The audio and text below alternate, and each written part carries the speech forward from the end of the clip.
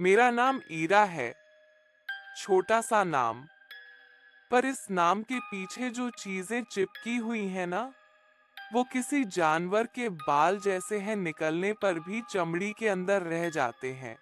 मैं ये कहानी तब लिख रही हूँ जब मेरी खिड़की के बाहर उल्लू रोज बोलता है, और हर बार उसकी आवाज मेरे पेट के अंदर कुछ घूमने लगता है।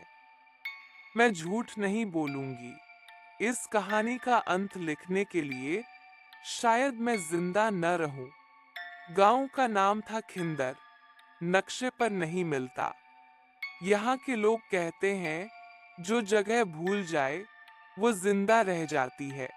मैं यहाँ अपनी मौसी के घर रहने आई थी। मौसी का नाम था रेवा।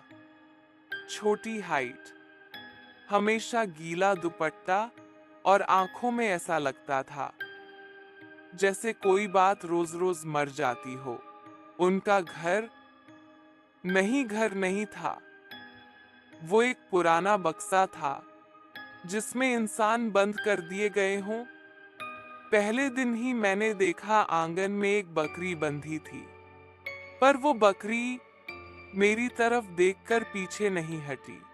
उसकी आंखों में सफेदी कम थी, जैसे किसी ने उसकी पलकें काट दी हों। मैं जब भी गुजरती, वो अपनी गर्दन मोड़कर सिर्फ मुझे देखती और फिर धीरे से दांत दिखाती। बकरी के दांत नॉर्मल नहीं होते, पर उसके दांत सीधे थे, इंसान जैसे। मैंने मासी से पूछा, ये बकरी अजीब क्यों है? मासी ने बिना मुझे देखे कहा, ये बकरी नहीं है ईरा, ये गवाह है। उस रात मुझे नींद नहीं आ रही थी। कमरे में एक बुरी स्मेल थी, गीली मिट्टी, पसीना और जानवर के खून की। मैंने बिस्तर के नीचे देखा, वहां एक जूते की बोरी पड़ी थी। उस बोरी से घंटी की आवाज आ रही थी, छोटी छोटी टिंग टिंग, जैसे कोई अंदर से हिला रहा हो। मैंने हाथ डाला, अंदर से निकली एक कंघी, लकड़ी की। उसके दांत के बीच बाल, चमड़ी के टुकड़े और जमा हुआ खून। मैंने कंघी फेंक दी। तब मैंने महसूस किया कोई मेरे पीछे खड़ा है। मासी, उसकी आवाज मेरे कान के बिल्कुल पास। बाल सिर्फ सिर पर नहीं उगते, इरा।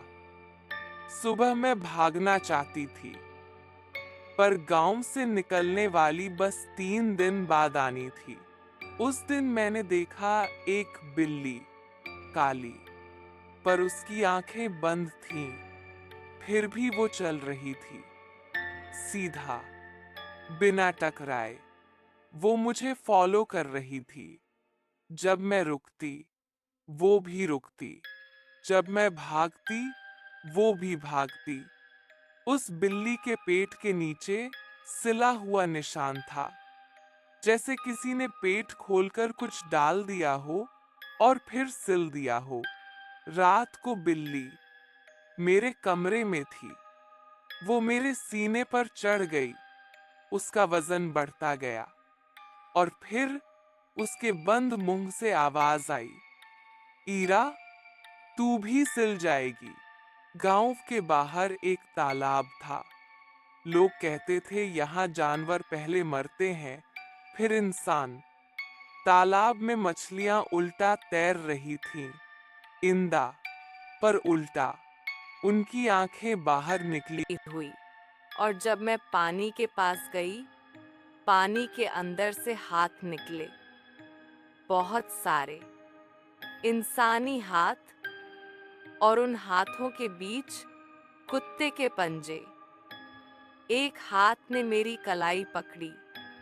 चमड़ी नरम थी, जैसे ज्यादा देर मिट्टी में पड़ी हो। कान के पास आवाज। हम जानवर बने क्योंकि इंसान बनना महंगा था।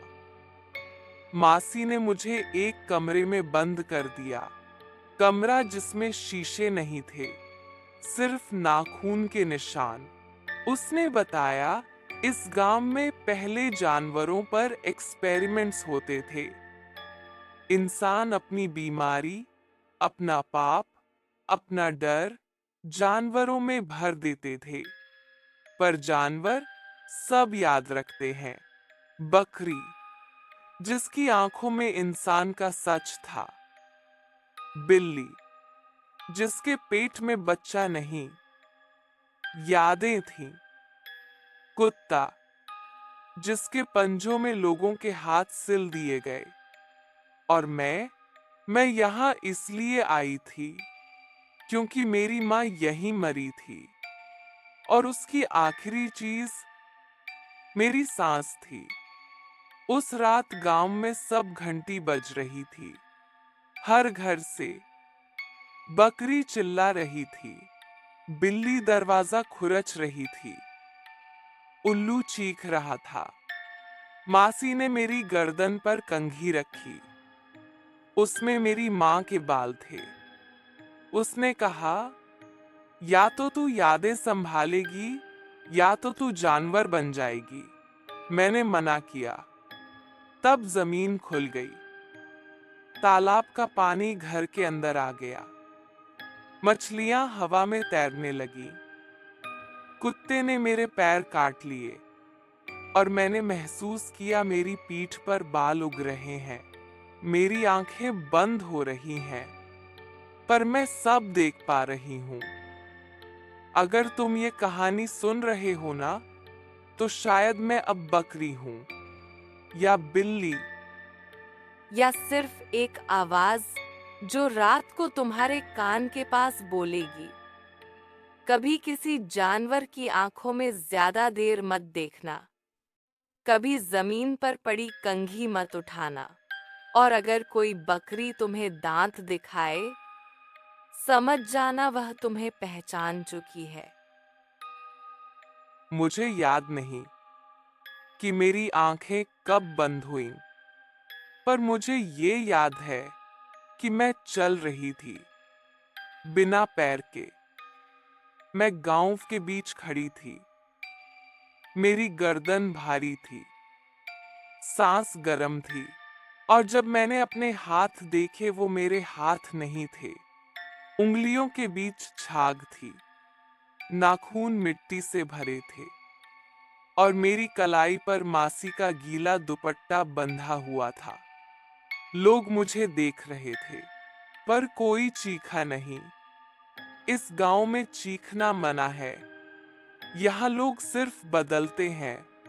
मासी मेरे सामने बैठी थी, उसकी पीठ सीधी थी, पर उसका चेहरा उल्टा लगा हुआ था।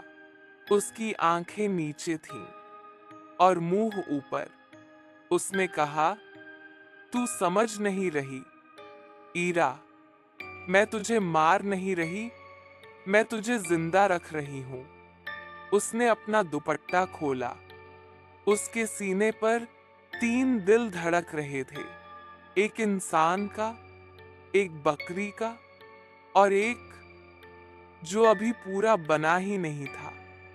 माँ का, उसने कहा, तेरी माँ का दिल पूरा मर नहीं पाया, वो तेरे अंदर सांस लेता रहा। तब मुझे याद आया, मेरी माँ के मरने के बाद मुझे जानवरों से डर लगना बंद हो गया था। उस रात पूरा गांव जमा था। तालाब के पास आग जल रही थी, पर उसमें लकड़ी नहीं थी। पुराने पलंग, कंघियां, घंटियां और हड्डी जल रही थी। बकरी मुझे देख रही थी, बिल्ली मेरे पैरों के पास बैठी थी, और एक कुत्ता, जिसका मुंह सिला हुआ था, मेरी तरफ चल रहा था। मासी बोली, हर 12 साल में गांव एक लड़की मांगता है जो यादें संभाले। बकरी ने अपना सिर झुकाया। बिल्ली ने मेरी उंगली चाट ली। कुत्ते के मुंह से खून टपका। और तब मुझे समझ आया ये सब मुझे चुन रहे थे। तालाब के पानी से मेरी माँ की आवाज आई, ईरा, तू इंसान रह के भी अकेली थी, यहाँ कम से कम तू भूली नहीं जाएगी। पानी के अंदर मैंने देखा मेरी माँ आधी औरत थी, आधी मछली। उसकी आंखें वही थीं जो बचपन में मुझे सुलाती थी। तू इनकी रखवाली करेगी, उसने कहा। तू कहानी बन जाएगी। ये हिस्सा सुनना मुश्किल है, पर सच है। अनुष्ठान के बीच मासी ने मेरी गर्दन पकड़ी और तब मेरे मुंह से आवाज नहीं निकली, दांत निकले, सीधे, सख्त। मैंने मासी के कंधे में काटा। उसका खून काला था। उसके सीने के तीनों दिल एक एक करके रुक गए। गांव वाले रोए नहीं, उन्होंने सिर्फ सिर झुका लिया, क्योंकि अब रक्षक मिल चुकी थी। 3 दिन बाद बस आई। ड्राइवर ने पूछा, यहाँ से कोई जाना है? गांव के लोग चुप रहे। ड्राइवर ने मुझे देखा। मैंने उसकी आंखों में देखा। उसने तुरंत नजर हटा ली। यहाँ नहीं, उसने कहा। यहाँ से कोई नहीं जाता। और बस चली गई। अब मैं यही हूँ, कभी बकरी के रूप में, कभी बिल्ली, कभी सिर्फ आवाज। अगर तुमने ये कहानी रात को सुनी है और तुम्हारे घर के पास कोई जानवर चुपचाप बैठा है, तो दरवाजा बंद मत करना। वो जानवर मैं हो सकती हूँ, या वो याद जो तुमने कभी किसी और पे डाल दी थी। अंत। कुछ कहानियों का अंत नहीं होता, सिर्फ अगला शरीर होता है।